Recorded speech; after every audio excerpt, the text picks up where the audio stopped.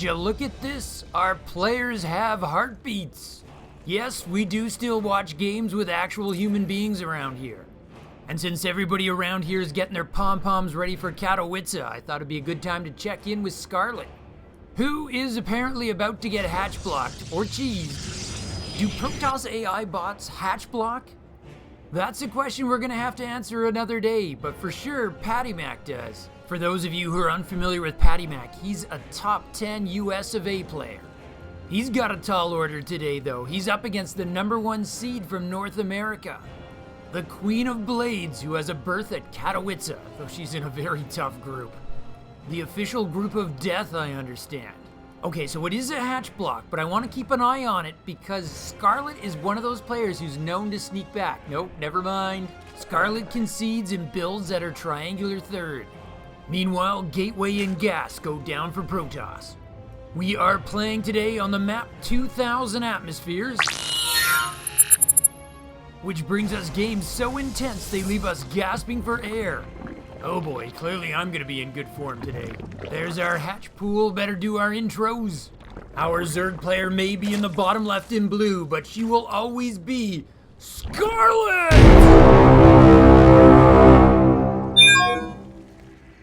Current world rank 28. Let me tell you about our Protoss player in the upper right in red. The Urban Dictionary defines him as someone who leaves chicken parmesan on his roommate's towels, but we can call him PattyMac.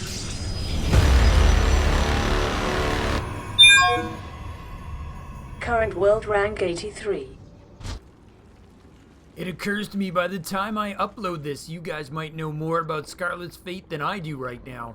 Hatch gonna pop, but this is my last chance to get some insight into her current form. This game was played on February 8th, 2022. Overlord's gonna spot that core complete, and that Protoss has indeed taken his expansion. It looks like it's gonna be a chrono-boosted adept to start us off. No tech choice just yet, but there is a tech stashing pylon. There it goes. No, it's not tech, it's a second warp gate. Is the Overlord gonna catch that? No, Scarlett's gonna head for the safety of her perching point. Scarlett, as we sometimes see, prioritizes the safety of her overlords over scouting.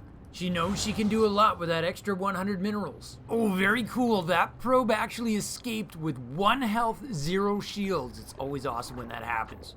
The first adept is out on the map, but not headed to the Zerg side. A stalker's now in production, and there is a third warp gate. The Overlord is gonna see that. PattyMac Stalker is going to try to make sure that's the only thing the Overlord gets to see. This is interesting. Warp Gate is of course being researched, and another adept is on the way. This kind of has the makings of a glaive rush, but without the glaives. Yeah, there's 2 more adepts in production, but there is no Twilight Council. Meanwhile, Zergling Speed finishing up for Scarlett, and her third is down and well on its way. I should probably say something about the fact that PattyMac is using that horrendous Brood War skin for his Nexus. It's got that nostalgia power going for it, but dang, it does not look good in 4K. You can see his adepts are discussing it, and they are not happy. They're probably gonna post about it on Insta. Okay, there it is. There's the Twilight Council. It's a building with a fast build time. I assume PattyMac's gonna try for the Resonating Glaives upgrade after all. Scarlett might be on this though. She's getting a roach warren already, and it's far along. That bodes well for her, but here come the adepts already. They're not waiting for the upgrade, they're just coming en masse. I like it, the attack is ahead of schedule. Scarlett though, like a lot of Zerg players, has gotten really good at defending this. We've seen her hold this off with just lings, and she's already got roaches in production. Here's the shade. It's all about splitting the Zerg forces. Lings pick up the shade, queens pick up the adepts. The shade's a fake. Scarlett has the drone pull though. Adepts are getting softened up. There's pink smear number 2. Was the defense pulled out of position? Lings hustling back. They get there. And PattyMac goes for a recall. Lings have a little snacking session before it kicks in. 3 dead adepts. Scarlett's actually ahead on resources lost. She's got to be happy with that. Only 3 drones lost. She can live with that. But it looks like PattyMac's gonna pull a COVID and send a second wave. Do we call these the Delta Adepts? Oh, but there might not be an Omnicron. PattyMac is working on his transition. Double Stargate behind this. I like it because he's encouraged Scarlett to make a lot of roaches. And roaches aren't great against pretty much anything that comes out of a starport. You almost have to convert to a Roach Ravager Queen Rush and attack. There's really no way you can defend with just roaches. Okay, Resonating Glaives just finishing up this time. Second wave inbound. There's the Shade going for the main. It's real. Scarlett with the drone pull. I guess it's fair to mention that PattyMac is denying a lot of mining time. And that has let him get ahead on workers. Oh, he snipes a couple drones there. And then the Shade goes into the natural.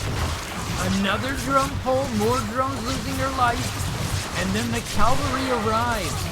PattyMac rifles off the Shade, headed back to the main. Oh, he brings down a queen. And then starts up another tour of duty in the main. Okay, the attack is petering out, but PattyMac's got himself a really nice drone lead to show for it. He's actually technically down on resources lost, but he's outmining the Zerg and he's dumping that advantage into tech. Double Stargate pumping out Phoenix, but also a Dark Shrine. And he's taking his third. That's where those extra 10 workers has gone into. Scarlett's getting roach speed and a ton of overlords so she can crank up her supply. I don't think she saw the Stargate, and this is gonna be a problem for her. She needs spores. Well, now she's seen it. Her overseer's gonna get that info before it dies. Scarlett immediately starts making triple queen. PattyMac is not stopping with the Phoenix production. He's gonna add to this. Okay, now Scarlett's adding in the spores, but also a huge round of drones. If Zerg can't make spores without drones, this huge fleet of Phoenix is gonna give PattyMac so much map control. But that's not what he's after. He's looking to do real damage here. Scarlett adding more spores as her drones arrive. It's a testament to Scarlett that she's not supply blocked yet, but that's coming. Oh, I like this. Putting extra spores outside of the mineral line. Hit those Phoenix as they make their way between bases. Oh, PattyMac picks up a queen. And by pickup, I mean he picks it up and turns it into a hat. And now the resources lost tab has gone ugly for Scarlett. She is catching up on drones though, that is a good sign. Oh my god, noticing the APM of these pros? Usually I'm flabbergasted, but after being spoiled by those AI bots, they just look terrible. Oh, PattyMac doing some serious powering. Still no supply block on Scarlett. That's cool, but I guess it speaks to how much money she's had to dump into overlords. PattyMac's Phoenix production hasn't stopped, but he's also getting +1 in Zealot legs. It looks like by the time Scarlett's fully invested in queens and spores, it'll be time for the boots on the ground. PattyMac really dictating and excelling at the composition game here. PattyMac has planned this out. He knows what units Scarlett's gonna make because he's forcing her to make them. And he's gonna start up his 4th base before the Zerg. That's a problem. I think that makes Scarlett officially behind. There's also a Protoss upgrade advantage right now. Scarlett with a Baneling nest. Maybe some really good Baneling connections can help her out. But she's a long ways from getting Baneling speed. Oh, the Phoenix count is getting really high. As well as it's working, I actually think he should stop making them. There's a lot of spores and queens now. I think he can get more damage with a ground transition. The Phoenix are noting that Scarlett's making a 4th. She's also just finished her infestation pit. Is that just for hive tech? Oh, Scarlett starts up 11 roaches. She's figured it out. She's figured it out. She is so good, but is she on time? Or is this a force that just crushes 11 roaches? It's Zealot Archon. Those are Dark Templar created Archons, by the way. There is no Templar archive. That's what the Dark Shrine was actually for. That's kind of cool. Banelings are here, but Baneling speed is only just starting. Big conflict. Oh, so many lifts, and it's reducing the Zerg's firepower. Oh, Warp Prism's gonna reinforce the Protoss army. The Queens need to find a way to kill that, but they can't. They're too busy priority targeting the Phoenixes. The Queens are getting them, but another warp in could be a death knell here. Those warp gates could come off cooldown any second. PattyMac adding immortals, that's gonna make life so difficult for those roaches. And that is exactly what Scarlett is making to survive here. 11 more roaches. She's gotta pack them up though. Somehow the Zerg has held, and she's gotten up to 72 workers at the same time. And now she's starting hive tech. Zerg has the army and supply lead, but since it's primarily roaches, we can assume that's inflated. There's some pretty serious Enron accounting going on here. That 54 army supply is a cooked book. It will not survive an audit by a professional accounting firm. PattyMac's making a fleet beacon. Could that be for the Anion Pulse Crystal upgrade? You wouldn't think the Phoenix would need a range upgrade. There's no air opposition. Oh, we can officially see those DTs making Archons. Making Archons this way is more expensive. That's why you don't see it too often. It costs 500 resources instead of 400. But by making Archons with DTs, you save 50 gas each time. So there's probably some gas saving strategies where it works out. And I guess the other advantage is you can always have cloaked warriors for your opponent to worry about. PattyMac's got so many Phoenix, he's just flying them over top of the spores like he doesn't even care. At some point though, he's gonna care.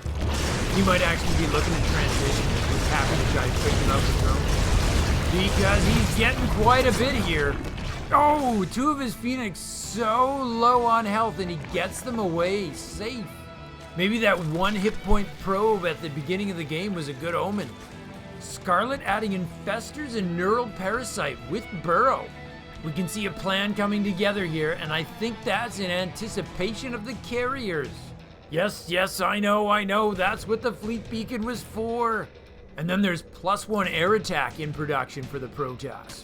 So Scarlett does not have a Spire, she does not have Hydras, she doesn't have Vipers, so if she's gonna hold this, it's gonna have to be with the neural parasite.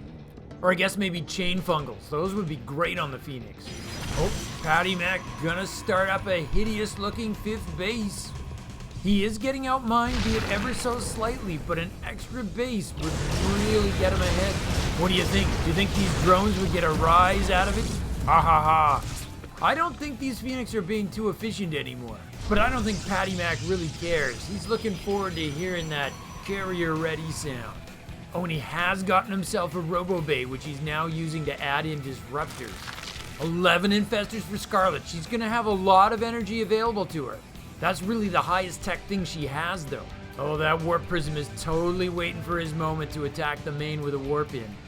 The first carriers are now out. They're building interceptors. And +1 air is gonna finish as well.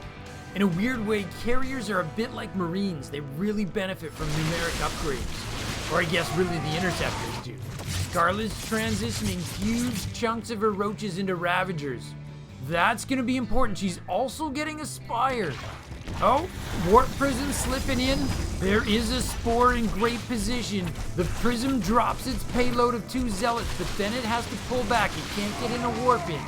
Scarlett rushes her army into the main and gets the cleanup. She's also gonna protect her 5th, but PattyMac's main army is making its way down the right-hand side of the map. And it's an expensive high-tech composition. Carriers, disruptors, Archons, Immortals. It looks like it's kind of light on Zealot Screeners.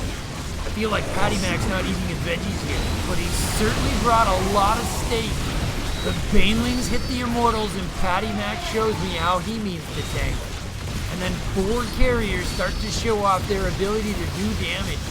There's at least 1 neural parasite in there. Oh, the Phoenixes are gonna reinforce. They're gonna lift the Queens, and it's GG! Holy smokes, congratulations, PattyMac! You, sir, have earned the right to leave chicken parmesan on your roommate's towel. Okay, that game was cool and all, but by the time I came back to analyze it, the world went on fire. Well, even more than usual. I gotta take a pause and talk about what's happening in Ukraine right now. This got absolutely real. I should be talking about how PattyMac has just given us a cool little alteration of the traditional glaive rush and how his carefully staged follow-up really sold it for me. But instead, I gotta think upon and express my worries for all the Ukrainian Starcraft players out there. What does Russia's invasion of Ukraine mean for players like Bly, Hellraiser, Kaz, and Daimaga? Are they one of the many whose families are fleeing the country or living in subway stations as a makeshift bomb shelter right now?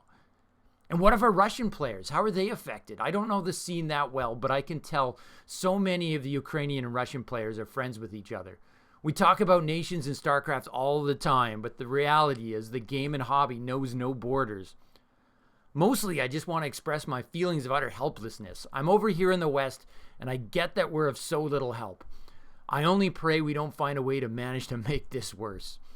If you're feeling helpless like me, you can try donating to the Red Cross. Whatever the aftermath is, it's gonna be ugly, and the Red Cross is gonna be there.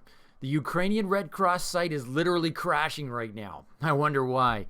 But there should be a crisis appeal for the Red Cross in whatever country you live in. It's all very Googleable.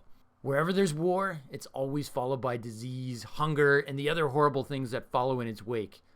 If you're not a Red Cross fan, I'm sure Google will help you find other charities you can look for. I'm not a person with answers, just one with epic concern. Anger, fear, you name it, I've got it right now. Yes, I am sure the situation is far more complicated than I've described it historically and politically, and I don't pretend to have answers. But the bottom line is, this sucks and should not be happening. Anyways, I'm getting off the line as it feels weird playing around on YouTube while the world is burning. Well, burning more than usual. But I just wanted to say my heart goes out to the Ukraine, and I hope we'll be back in happier times soon.